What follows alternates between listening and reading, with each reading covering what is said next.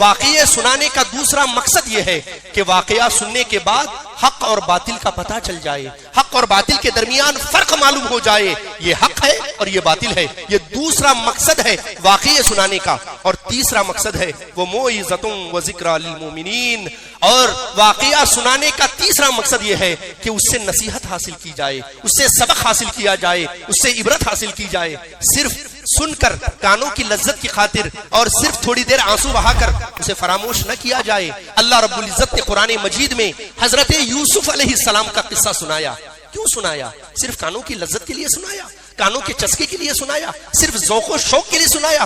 ہرگز نہیں، بلکہ اللہ رب العزت نے حضرت یوسف کا جو قصہ سنایا وہ نوجوانوں کو عبرت کے لیے سنایا، نوجوانوں کے لیے سبق کے لیے سنایا کہ اے نوجوانوں ذرا دیکھو، میرا یوسف بھی نوجوان ہے، اور صرف نوجوان نہیں، حسن و جمال کا سلطان ہے اور اس کے قدموں میں حسن بچھ رہا ہے، لیکن ذرا دیکھو میرے یوسف نے اس حسن کو ٹھوکر مار دی اور اس حسن کے آگے اپنے تقوی اور اپنے پاکی کے دامن پر داغ لگنے نہیں دیا۔ کیوں؟ صرف اپنی رضا کی خاطر، صرف اپنے رب کی خوشنودی کی خاطر، صرف اپنے رب کو راضی کرنے کے لیے۔ بھلے اس کی خاطر اسے 7 سال جیل میں گزارنا پڑا، 7 سال جیل میں رہنا یوسف نے گوارا کیا، مگر رب کو ناراض کرنا گوارا نہ کیا۔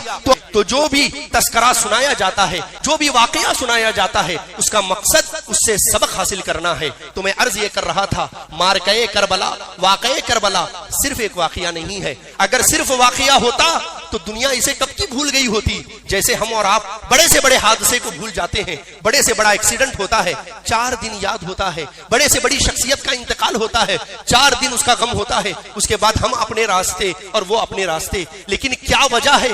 صدیاں گزر جانے کے باوجود آج بھی وہ درد ہمارے سینوں میں موجود ہے۔ آج بھی امت مسلمہ امام عالی مقام کی اس شہادت کو یاد کر رہی ہے، کیونکہ یہ صرف ایک حادثہ نہیں ہے، صرف ایک واقعہ نہیں ہے، صرف ایک غلطی سے پیش آنے والا معاملہ نہیں ہے، بلکہ یہ اللہ کی تقدیر سے رچایا گیا ایک سبق ہے جس سے امت سبق حاصل کر سکے۔ اسی لیے حضور صلی اللہ علیہ وسلم نے اس کی قبریں بہت پہلے سے دی ہیں۔ حضور علیہ الصلوۃ والسلام صحابہ اکرام کے درمیان بیٹھے ہیں، درس دے رہے ہیں، اور شہزادے امام حسین آپ کی گود میں آ کر بیٹھ جاتے ہیں، آپ کی گود میں بیٹھتے ہیں۔ کچھ دیر گزرتی ہے، حضور علیہ السلام کے آنکھوں سے آنسوؤں کا سیلاب جاری ہوتا ہے، حضور رونے لگتے ہیں۔ صحابہ نے پوچھا، حضور کیا بات ہے؟ ابھی تک تو آپ خوش تھے، ابھی تو آپ بات کر رہے تھے اور اپنے اس شہزادے کو کھلا رہے تھے، اچانک آپ رونے کیوں لگے؟ حضور فرماتے ہیں، ابھی ایک فرشتہ میرے پاس آیا تھا جو آج سے پہلے کبھی زمین پر وہ نہیں آیا، اس نے آ کر مجھے سلامی عرض کی اور اس نے مجھے بتایا یہ جو بچہ ہے، یہ جو شہزادہ ہے جو آپ کے گود میں کھیل رہا ہے، آپ کی اپنی امت اسے شہید کرنے والی ہے۔ ذرا غور کرنے کا مقام ہے، امام عالی مقام کی شہادت ہونے والی ہے اور اس کی خبر حضور کو بچپن سے دی جا رہی ہے۔ اس سے پہلے بھی تو کئی لوگ شہید ہوئے ہیں، حضور علیہ السلام کی زندگی میں بہت سے لوگ شہید ہوئے ہیں، لیکن کیا حضور نے ہر شہید کی خبر دی ہے؟ ہر شہید کے بارے میں بتایا ہے کہ فلاں شہید ہونے والا ہے؟ کیا اللہ نے فرشتے کو بھیج کر حضور کو پہلے سے کبھی بتایا ہے کہ فلاں صحابی شہید ہونے والے ہیں؟ لیکن بار بار امام حسین کی شہادت کا ذکر کیوں کیا جا رہا ہے؟ بار بار حضور کو کیوں بتایا جا رہا ہے کہ آپ کا یہ شہزادہ شہید ہونے والا ہے؟ اس لیے کہ اس میں جہاں امام عالی مقام کا امتحان ہے وہی حضور علیہ السلام کا بھی امتحان ہے، جہاں امام حسین علیہ السلام کو آزمایا جانا ہے وہی مصطفیٰ جان رحمت کو بھی آزمایا جانا ہے۔ کیوں؟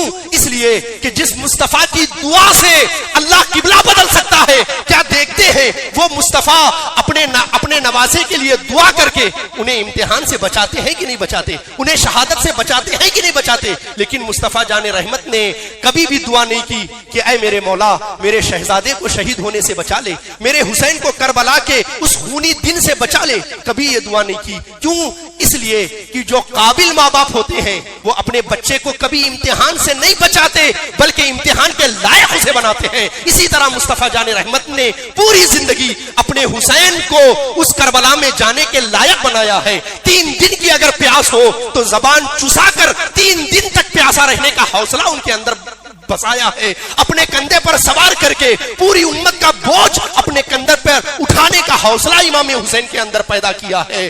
और इमाम हुसैन को बचपन से इस लायक बनाया है, जब कोई दीन को बचाने वाला ना हो तो जन्नती जवानों का सरदार हुसैन खुद आगे बढ़कर दीन की बागडोर अपने सामने हाथ में ले ले। ये इमाम हुसैन अलैहिस्सलाम का इम्तिहान है, जिसकी तैयारी खुद हुजूर अलैहिस्सलाम ने बचपन से उनके लिए की है। जरा अंदाजा कीजिए कैसा इम्तिहान है। खानवादाए रसूल के लिए 3 दिन तक पानी बंद कर दिया गया है। वो खानवादाए रसूल के जिनकी खैरात से पूरी उम्मत को खाना पानी दाना पानी मिलता है, उनके लिए पानी बंद कर दिया गया है। खानवादाए रसूल पानी नहीं पी सकता, खाना नहीं खा सकता। अरे क्या मजाल यजीदी लश्करियों की जो इमाम हुसैन का खाना और पानी बंद कर देते। हुजूर के दर के गुलामों के गुलाम ख्वाजा गरीब नवाज हैं, जब उन्हें पानी की तलब होती है सिर्फ अना सागर की तरफ एक इशारा करते हैं, वो पूरा अना सागर एक कटोरे में जमा होता है। अगर इमाम हुसैन चाहते तो दरियाए फुरात अपनी जगह छोड़कर आपके कदमों में से आकर बहता। लेकिन इमाम आली मकाम ने दुनिया को यह बता दिया कि हर बार करामत दिखाना अफजल नहीं होता, कभी कभी रब की रजा पर अपने सर को झुकाना भी अफजल होता है। कभी कभी करामत दिखाकर अल्लाह की कुदरत के बारे में बताया जाता है, और कभी कभी रब की रजा पर सर को झुकाकर बंदगी की शान बताई जाती है कि बंदा 1000 इख्तियार के बावजूद, 1000 पावर के बावजूद अल्लाह की रजा पर इस तरह राजी होता है। जरा गौर कीजिए, इब्राहिम अलैहिस्सलाम के शहजादे हैं, हजरत इस्माइल अलैहिस्सलाम, प्यास लगती है और अपने नन्हे से एड़ियों को रगड़ते हैं तो ऐसे पहाड़ पर पानी का चश्मा जारी होता है जो आज तक बंद न हुआ। अल्लाह की इज्जत की कसम, वो भी एक नबी के शहजादे थे, मेरे हुसैन भी नबी के शहजादे हैं। अगर इमाम हुसैन एड़िया रगड़ते, अरे वो क्या एड़िया रगड़ते, सिर्फ हजरत अली असगर एड़िया रगड़ देते तो हजारों पानी के चश्मे करबला की जमीन पर पैदा होते जो कभी भी बंद न होते, कयामत तक जारी होते। लेकिन अगर उस दिन पानी मंगवा लेते, पानी बरसा लेते, पानी निकलवा लेते, पानी तो मिल जाता, लेकिन अल्लाह की रजा, उसकी खुशनुदी, उसके लिए सब कुछ लुटाने का हौसला न मिल पाता। इमाम आली मकाम ने पूरी दुनिया को यह पैगाम दिया है, पावर होते हुए, कुदरत होते हुए, इख्तियार होते हुए दीन से बड़ा कुछ नहीं है, दीन की सरबलंदी से बड़ा कुछ नहीं है। किस तरह की कुर्बानियां दे रहे हैं। 18 साल का नौजवान अली अकबर रज़ी अल्लाह तआला अन्हु है, वो अली अकबर कि जिन्हें देखो तो मुस्तफा करीम याद आते हैं। अपने हाथ में तलवार लिए जिरा पिने हुए इमाम हुसैन के सामने खड़े होते हैं, जबान बंद है लेकिन सरापा इजाजत मांग रहे हैं। बाप के पास इजाजत मांग रहे हैं, पिकनिक पर जाने की इजाजत नहीं मांग रहे, दोस्त की शादी में जाने की इजाजत नहीं मांग रहे, किसी टूर पर जाने की इजाजत नहीं मांग रहे, बल्कि ऐसे मैदान में जाने की इजाजत मांग रहे हैं जहां जो भी गया है वो पलट कर नहीं आया है। ऐसी जगह जाने की इजाजत मांग रहे हैं। इमाम हुसैन ये नहीं फरमाते पहले मुझे कट जाने दो, मुझे बेटे का दर्द न देखने दो, मुझे बेटे का लाशा न देखने दो, पहले मैं शहीद होता हूं उसके बाद तुम हो जाना। ये नहीं फरमाते, बल्कि अपने हाथ से अपने जवान बेटे को जो है सवार करते हैं और मैदान की तरफ रवाना करते हैं। अब वो अली का खून दुश्मनों पर कहर भरकर बरसता है और उनको जहन्नम वासिल करता हुआ नजर आता है। एक दूर से नेजा आया, सीधे सीने से पार हो गया, जिगर से पार हो गया, और बेटे के मुंह से एक सदा आई, या बता ऐ मेरे बाप। हजरत इमाम हुसैन दौड़कर उनकी तरफ गए और लाशे को अपनी गोद में ले लिया।